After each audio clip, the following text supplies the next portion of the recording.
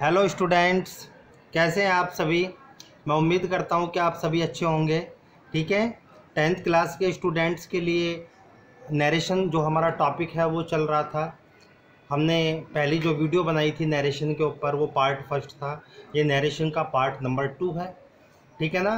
Part 1 में हमने narration start की थी, आपको रिपोर्टिंग वर्ब के बारे में कि रिपोर्टिंग वर्ब क्या होती है, रिपोर्टेड स्पीच या रिपोर्टेड पार्ट क्या होता है, इसके बारे में डिटेल में बताया था।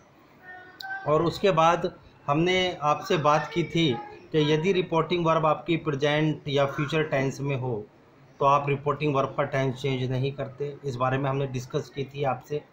और इसके बाद आफ्टर दैट हमने आपसे बात की थी, हमने आपसे जो बातचीत का हमारा जो सिलसिला था वो आगे बढ़ा और वो जाकर कहाँ रुका, यानी कि किस चीज़ पर, रिपोर्टिंग वर्ब यदि हमारी पास्ट टेंस में है। ठीक है, अगर प्रेजेंट या फ्यूचर टेंस में है तो टेंस आप चेंज नहीं करेंगे, लेकिन यदि रिपोर्टिंग वर्ब हमारी पास्ट टेंस में है तब हम रिपोर्टिंग वर्ब को चेंज करते हैं। और उसकी एक टेबल बनाकर मैंने आपको समझाया था किस प्रकार डायरेक्ट से इनडायरेक्ट बनाते समय आप टेंस को चेंज करते हैं। यानी कि प्रेजेंट के जो टेंस हैं वो पास्ट में चेंज हो जाते हैं, पास्ट इंडेफिनिट को पास्ट परफेक्ट में, पास्ट कंटिन्यूस को पास्ट परफेक्ट कंटिन्यूस में, पास्ट परफेक्ट और past perfect continuous no change, will को वुड में, शैल को शुड में, कैन को कुड में, मे को माइट में चेंज करते हैं। ठीक है, आज का जो हमारा टॉपिक है चेंज द पर्सन। बड़े ध्यान से देखें, चेंज द पर्सन।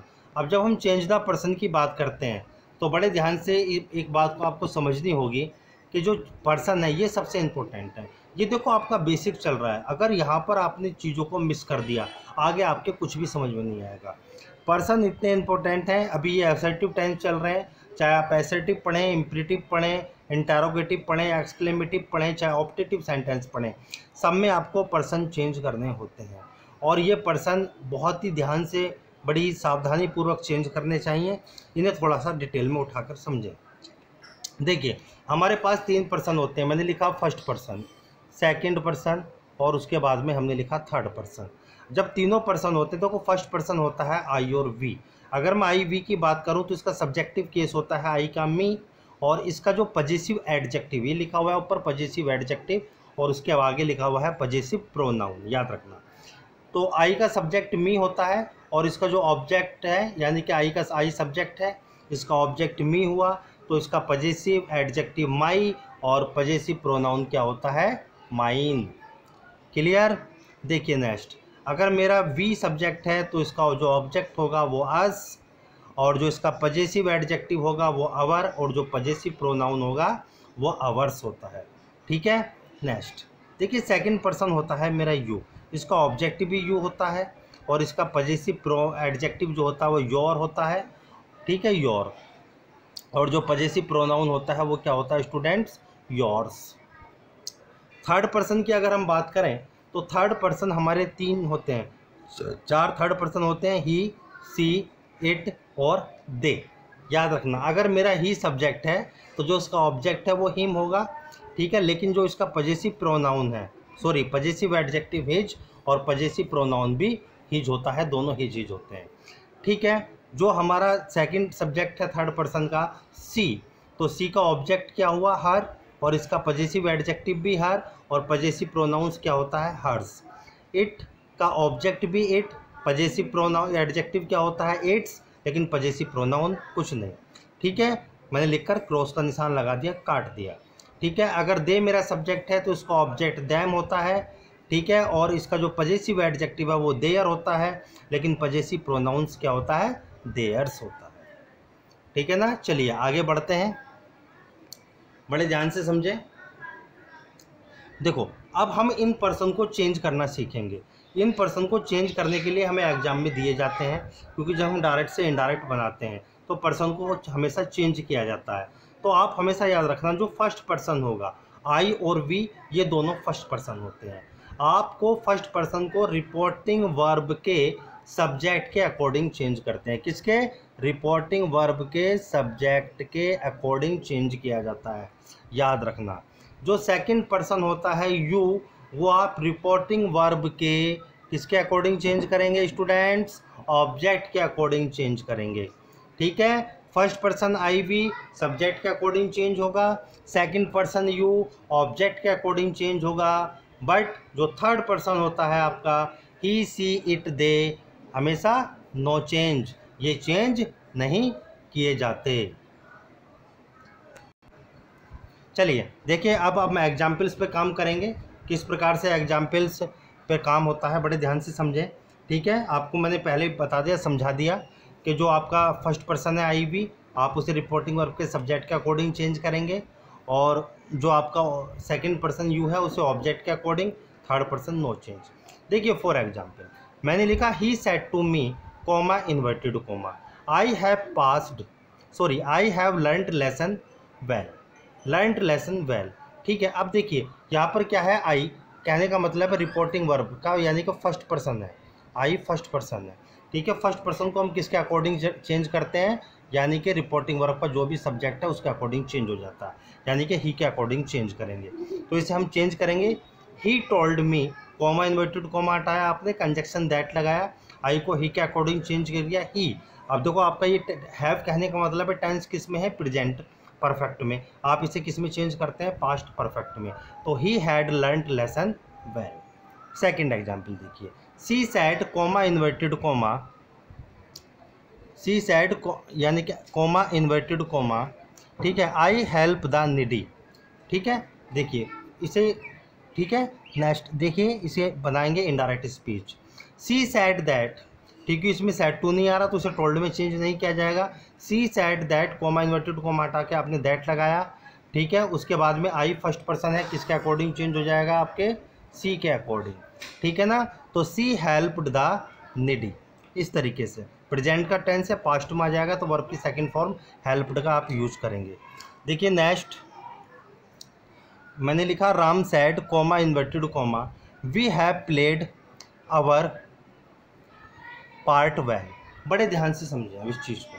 देखो कुछ स्टूडेंट की हमेशा कन्फ्यूजन रहती है, वो हमेशा कंफ्यूज बने रहते हैं कि अगर वी सब्जेक्ट दिया हुआ है तो अगर हम देखें हमारा रिपोर्टिंग वर्ब का सब्जेक्ट तो राम है, बच्चे सोचते हैं यहाँ पर उठाकर ही लिखते हैं, नहीं ऐसा नहीं होता। जब हमारा सब्जेक्ट वी है और प्यूलर है तो हम ग्रुप में रहकर बात करते हैं। जैसे मैंने कहा Ram said comma inverted comma we have played our part well, तो इसका मतलब है हम सब ने मिलकर कहा, राम ने नहीं कहा, हो सकता है राम के फ्रेंड्स हों तो उन्होंने सब मिलकर क्या कहा, वी हैव। बात क्लियर हुई, इसलिए इसे हमेशा किस में चेंज किया जाता है, दे में। तो मैंने इसे बनाया इनडायरेक्ट, मैंने लिखा Ram said that they had played their part well, इस तरीके से आप इसे चेंज करेंगे। नेक्स्ट एग्जाम्पल देखिए, एग्जाम्पल नंबर 4 मैंने लिखा Ravi said comma inverted comma we have won the match. अब देखो रवि कहने का मतलब है जैसे रवि है उसके सारे फ्रेंड्स होंगे, सबने मिलके कहा देखो हमने मैच जीत लिया। जब हमने जीत लिया तो वो सब प्यूलर है, ठीक है, तो आप रवि को देखकर खाली ही में चेंज ना कर देना, क्योंकि मेरा सब्जेक्ट वी है तो इसके अकॉर्डिंग आप इसे दे में चेंज करेंगे। तो Ravi said that they had won the match. Next example देखिए, example number 6 Ravi said to me comma inverted comma you have finished your work. तो रवि टोल्ड मी दैट, अब यू देखो क्या है, यू आपका सेकंड पर्सन है, सेकंड पर्सन को आप किसके अकॉर्डिंग चेंज करते हैं, ऑब्जेक्ट के अकॉर्डिंग चेंज करते हैं। ऑब्जेक्ट आपका क्या है, मी, ऑब्जेक्ट आपका क्या है, मी है, ठीक है, तो मी को आप आई में चेंज करेंगे। तो Ravi told me that I had finished my work.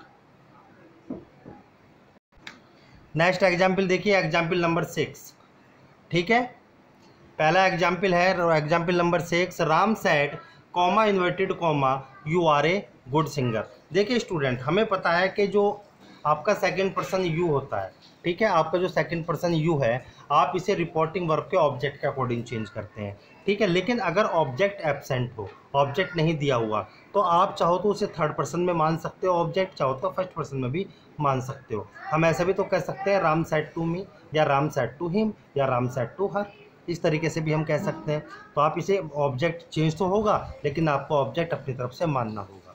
जैसे फॉर एग्जाम्पल मैंने लिखा, इसका इनडायरेक्ट स्पीच चेंज की, राम सैड दैट, मैंने ही को मान लिया, ठीक है, he was a good singer. आप इसे इनडायरेक्ट में इस तरीके से चेंज करेंगे।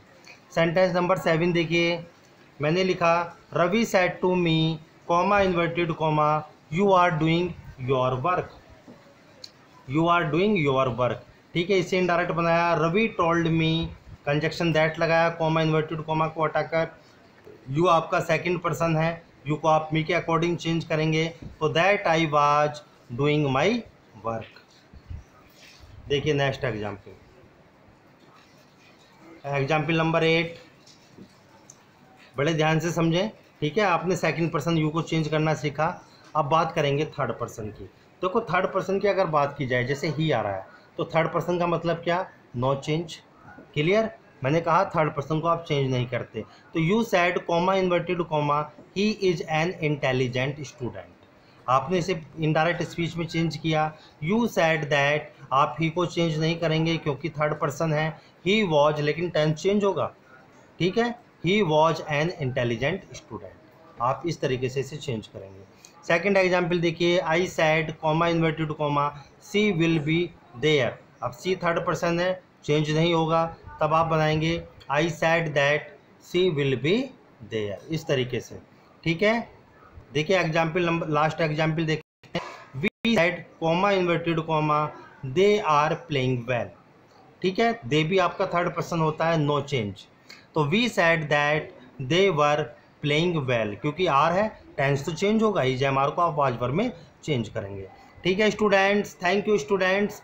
आप जो है मेरे चैनल को सब्सक्राइब कर दिया करें, वीडियो को लाइक कर दिया करें, ताकि मुझे प्रेरणा मिलती रहे नई नई वीडियो अपलोड करने के लिए। Thank you.